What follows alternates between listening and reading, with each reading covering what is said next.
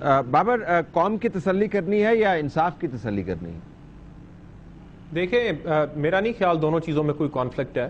ابھی پرابلم یہ ہے کہ ایک اگر اس کا تھوڑا سا براڈ ویو لیتے ہیں، ایک یہ ویو پوائنٹ ہے پاکستان میں جو میڈیا پہ بھی الزام لگتا ہے کہ جی تشویش پھیلا رہے ہیں، بات کرتے ہیں، سامنے لے کے آتے ہیں، لوگ بیمار ہو رہے ہیں اس ملک میں میڈیا کو سن کے. اسی طرح سپریم کورٹ بھی چیزوں کا نوٹس لیتی ہے. تو بہت سارا ہمارے معاشرے میں گند ہے جو سامنے آتا ہے، اور اگر جب بھی آپ یہ شفاف ایک پروسیس جوڈیشل کریں گے، اس میں جو معاشرے کی غلطیاں ہیں وہ بھی سامنے آئیں گی، لوگوں کی انسٹیٹیوشنز کی غلطیاں بھی سامنے آئیں گی. اب ایک تو ہم یہ پوزیشن لے سکتے ہیں کہ اس کے بارے میں بات ہی نہ کی جائے، جو غلطیاں ہیں وہ پنپتی رہیں، لیکن ہم بات نہیں کریں گے اس کے اوپر. لیکن جب کوئی ایسی چیز سامنے آئے تو انصاف کا تقاضا میرے خیال میں یہ ہے، اور اسی کے اندر ہمارا پبلک انٹرسٹ بھی ہے کہ آپ اسے صاف شفاف طریقے سے اسے سامنے لے آئیں. اس میں کیا نکلے گا؟ اس میں یہ نکل سکتا ہے کہ جی جو چیف جسٹس صاحب کے بیٹے تھے انہوں نے غلط پیسے وہ لیتے رہے، لیکن جب تک اس کا رابطہ چیف جسٹس کے ساتھ یا سپریم کورٹ کے ساتھ نہیں ملایا جاتا تو پھر تو آپ کرٹیسزم یہی کریں گے نا کہ تربیت ٹھیک نہیں ہوئی یا غلط کاموں میں ایک بچہ پڑ گیا.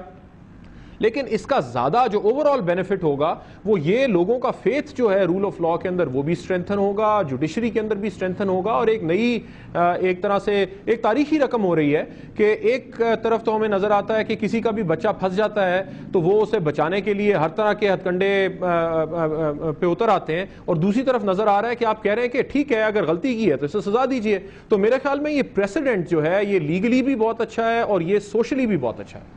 اچھا، یہ ذرا اس کے اوپر یہ بڑا آپ نے عمدہ نقطہ اٹھایا ہے، ذرا اس کو اب دوسرے اینگل سے بھی ہم لے کے جائیں کہ ملک ریاض تو یہاں پر موجود نہیں ہے، ملک سے وہ باہر چلے گئے ہیں، ان کے پاس کیا ڈاکومنٹس ہیں. اب وہ پچھلے ہم نے کیسز میں دیکھا کہ لوگوں کو باہر کے ملک سے واپس بلوانا بڑا ہی مشکل کام ہے. حسین حقانی صاحب کہہ کے گئے تھے کہ میں واپس آ جاؤں گا، لیکن اب انہوں نے اس تمام پروسیس سے خود کو علیحدہ کر دیا، کم از کم کمیشن کی حد تک. تو اب کورٹ جس شخص کے پاس اوتھینٹک ڈاکومنٹس مبینہ طور پر ہیں، وہ نہ تو یہ صحافی ہیں کیونکہ انہوں نے تو نگاہ دوڑائی ہے ان ڈاکومنٹس کے اوپر، اور نہ کوئی اور شخص ہے، وہ تو ملک ریاض صاحب ہیں. اگر ان کو بلائیں تو ان سے یہ ڈاکومنٹس حاصل کی جا سکتی ہیں.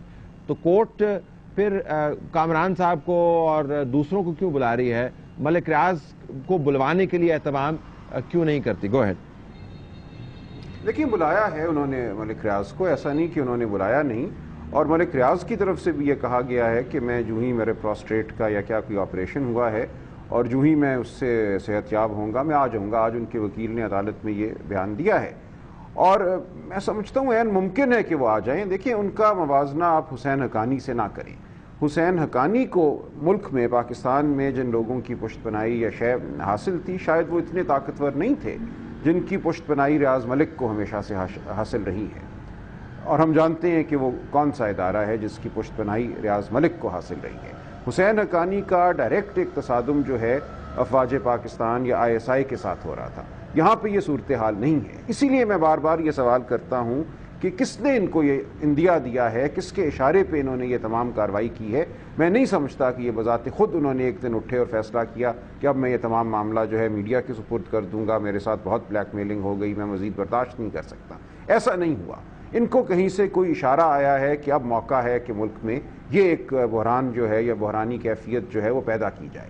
تو اس صورت میں عین ممکن ہے کہ اگر ان کی پشت پہ وہ طاقتیں ہیں جو اس ملک میں کرتا دھرتا رہی ہیں ہمیشہ وہ ہیں تو وہ شاید دندناتے ہوئے بڑے وقار کے ساتھ واپس آ جائیں. اور اس کے بعد عدالت ان کے ساتھ کیا کرتی ہے اور عدلیہ کے فیصلے کے نتیجے میں ان کے ساتھ کیا ہوتا ہے وہ ہمارا ٹیسٹ ہوگا کہ اس ملک میں رول آف لاء ہے یا نہیں ہے. اس ملک میں عدلیہ کے فیصلے جو ہیں ان پہ عمل فیصلوں پر ہو سکتا ہے یا نہیں ہو سکتا، یا کیا ریاض ملک عدالتی عمل سے ماورا ہے. اس کے اوپر یہ ایک نقطہ ہم نے یہ دیکھا ہے کہ شاید انٹیلیجنس ایجنسیز اور آرمی کے بہاف پر ملک ریاض نے سارا کام کیا ہو، لیکن وہ شاید ہے اسپیکولیشن ہے. ملک ریاض کی جو اٹھک بیٹھک ہے وہ پاکستان کے صدر سے لے کر اپوزیشن کے بڑے بڑے لیڈران تک ہے. پاکستان کے بزنس ٹائکونز ان کے پاس جاتے ہیں اور ان کے بڑے لمبے ہاتھ ہیں. تو اس موقع کے اوپر یہ اسپیکولیٹ کرنا کہ کیا ایک ہی طاقت کا ہاتھ ہے کسی بھی طاقت کا ہاتھ ہو سکتا ہے.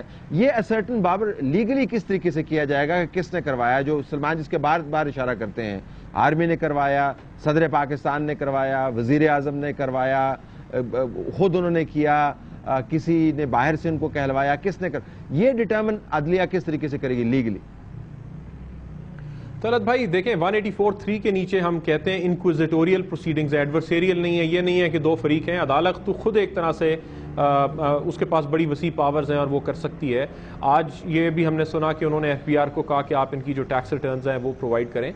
بہت سارا ملک ریاض صاحب ممکن ہے ملک سے باہر ہیں، بیمار ہیں، واپس آئیں جب بھی، وہ ایک علیحدہ بات ہے، لیکن ریکارڈ جو ہے کوئی کمپیوٹرز میں سیو ہوا، کوئی باقی فائلوں میں سیو ہوا، وہ تو بہرحال پاکستان میں موجود ہوگا. اور جب آپ انویسٹیگیشنز کرتے ہیں تو آپ بہت سارے اداروں کی ذمہ داری لگا سکتے ہیں کہ یہ ریکارڈ ہمیں پرووائڈ کیا جائے، ایک سائڈ سے بھی پرووائڈ کیا جائے. سو بحریہ کا ریکارڈ ہے، انہوں نے کئی کمپیوٹرز میں سیو کیا ہوگا، جن بینک اکاؤنٹ سے پیسے گئے ہوں گے وہ بینک اکاؤنٹس پاکستان میں ہوں گے، وہ ٹرانزیکشنز ہوئی ہوں گی، کریڈٹ کارڈ ٹرانزیکشنز ہوئی ہوں گی.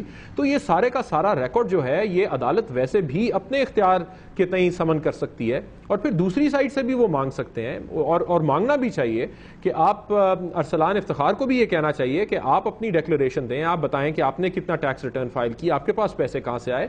اور اس پروسیس میں پھر بہت ساری چیزیں سامنے آ جائیں گی کہ یہ پیسے کا لین دین جو ہو رہا تھا یہ کس کس کے ساتھ ہو رہا تھا، کہاں جا رہی تھی یہ بات. اور اگر اس کے اندر، اور اگر ملک ریاض صاحب کا جو اپنا لائف سٹائل ہے وہ بیونڈ ہز مینز تھا، وہ ٹیکس ریٹرنز نہیں فائل کر رہے، ٹیکس نہیں دے رہے اور اس سے زیادہ، تو پھر نظر آئے گا کہ یہ سارے کا سارا جو ایک انہوں نے ایک اتنا بڑا اپنا ایمپائر بنایا ہے، یہ لیگلی بنا نہیں لیگلی بنا. تو میرا خیال ہے کہ اسے اس ڈائریکشن میں لے کے جانا بھی بہت زیادہ ضروری ہے کہ ایک شخص جو اور آج یہ بیان میں مختلف جرنلسٹ نے یہ بات کہی کہ انہوں نے کہا کہ پیسے سے ہر چیز خریدی جا سکتی ہے. تو میرا خیال ہے زیادہ بڑا نقطہ یہ اگر ہم اس چیز کا یہ عدالت کھوج لگانے کی کوشش کرے کہ ملک ریاض صاحب کے یہ جو فائنینشیل اکاؤنٹس تھے یہ کس ڈائریکشن میں جا رہے تھے، تو اس سے آٹومیٹکلی نظر آ جائے گا کہ ان کے رابطے کن لوگوں سے تھے اور وہ کس لیے یہ کام کر رہے ہیں. بالکل، بہت شکریہ آپ دونوں کا، بہت شکریہ. اور معاملہ اسی پر ہم پروگرام اس پر ختم کر رہے ہیں، لیکن معاملے کا اصل آغاز اب ہوا ہے. کھوج آپ کو لگانا ہے کہ یہ سب گورکھ دھندا ہے کیا، اس کے پیچھے قوتیں کون ہیں اور اس کے اصل محرکات کیا ہیں. یہ عدالت ایسا فیصلہ نہیں دے سکتی جو مبہم ہو. ابہام اس فیصلے کی صورت میں زہر قاتل ہوگا عدلیہ کی کریڈیبلٹی کے لیے اور اس نظام کے لیے بھی. طلعت حسین کو اجازت دیجیے، اللہ حافظ.